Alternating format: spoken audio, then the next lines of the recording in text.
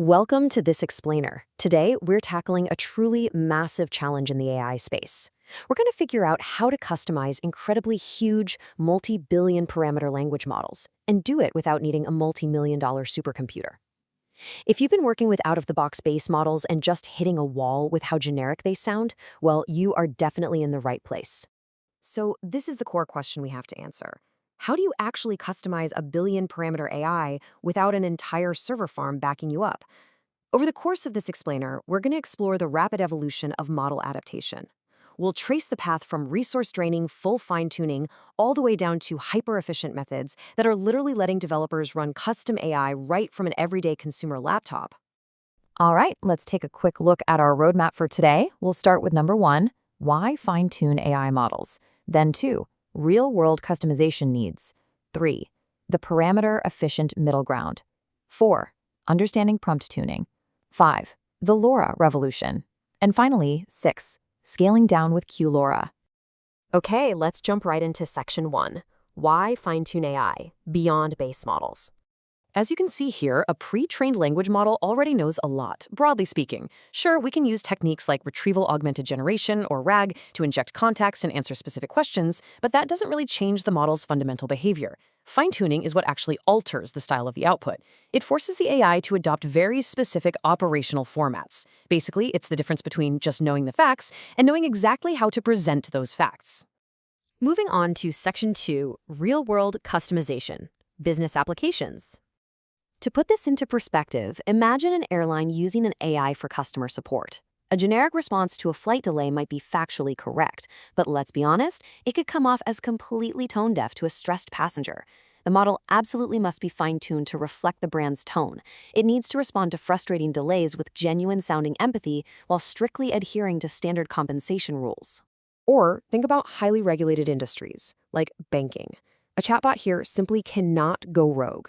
The AI must strictly enforce constraints, completely avoiding unapproved financial advice.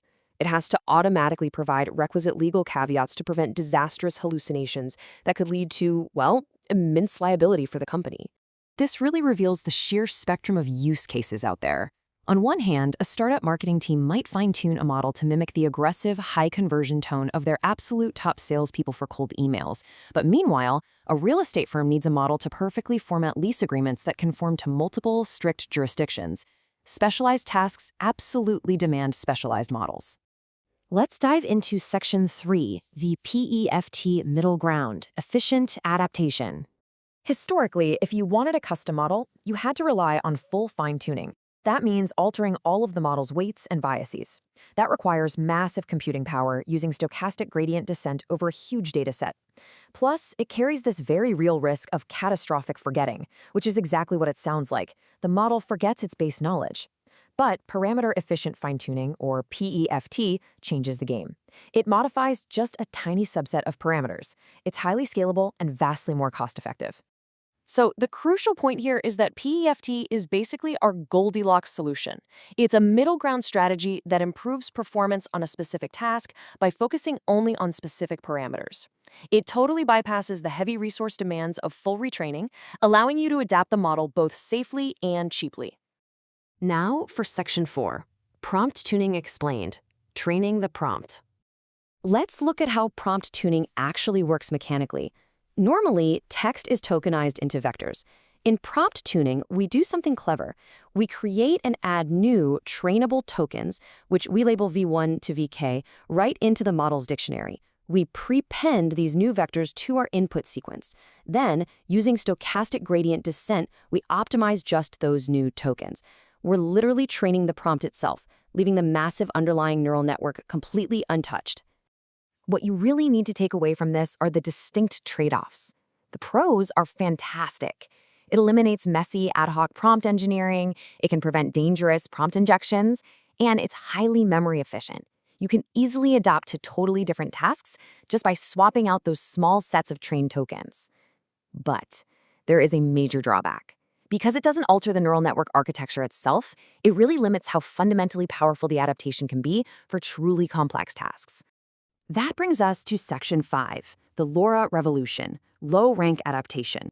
LoRa stands for low-rank adaptation, and it's a real game changer. Instead of just playing around with the input tokens, LoRa dives deep into the transformer's multi-headed self-attention mechanism. Specifically, it targets the query and value matrices. LoRa modifies how tokens are processed by adding smaller, trainable delta matrices, delta Q and delta V, right alongside the frozen pre-trained weights. Here is the sheer genius of LoRa. It targets those query and value matrices and adds the delta matrices, yes, but it leverages linear algebra to decompose those massive delta matrices into the product of two much smaller matrices, A and B. So rather than training millions and millions of parameters, you only train the tiny A and B matrices. This dramatically slashes the number of parameters you need to fit, making it incredibly memory efficient. So why does this matter to you and your scalability? It means a business doesn't need 10 massive copies of a 70 billion parameter model. You just host one giant base model. Then, for your chatbot, you swap in one set of tiny delta Q and delta V matrices. Need a legal document drafter? You just swap in another set. It is an elegant, incredibly lightweight way to manage multiple distinct AI tasks. And finally, Section 6, Scaling Down with Q-LoRa, Extreme Efficiency. This brings us to quantization. Normally, a model's weights and biases are stored as 16 or 32-bit floating point numbers. Quantization is essentially the process of rounding those huge numbers down to a lower bit precision, often just 4, 5, or 6 bits. Now, while this does cause a very slight loss in precision, it drastically, undeniably shrinks the model's overall memory footprint. So what happens when we combine them? We get Q-LoRa. You see, standard LoRa still requires high-memory enterprise hardware just to hold that base model while you train the delta matrices. But Q-LoRa takes a quantized base model and applies LoRa to it. This specific combination is the absolute breakthrough that enables loading and fine-tuning massive billion-parameter models like Llama or Mistral on a single consumer-grade GPU, or frankly, even a high-end laptop. When we compare these strategies in this summary matrix, we have a clear winner for most use cases. Full fine-tuning, high risk, high cost. Prompt tuning is cheap, sure, but limited. LoRa is a really great middle ground, but Q-LoRa sits in the ultimate sweet spot. It changes enough of the attention layers to powerfully adapt the model's behavior, but with amazingly low resource demand and a very low risk of catastrophic forgetting. And that brings us to a critical realization. As noted in our source material, a quantized model with more parameters usually outperforms a smaller, fully precise model. Because of this, Q-LoRa has surged past things like prefix tuning and adapter layers to become the absolute reigning champion here.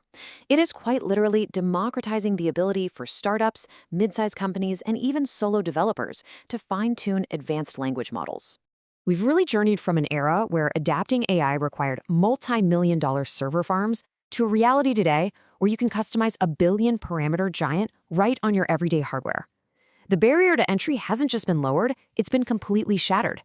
So with these incredibly powerful tools now at your fingertips, what highly specialized model will you build first? Thanks for joining me on this explainer, and I'll catch you in the next one.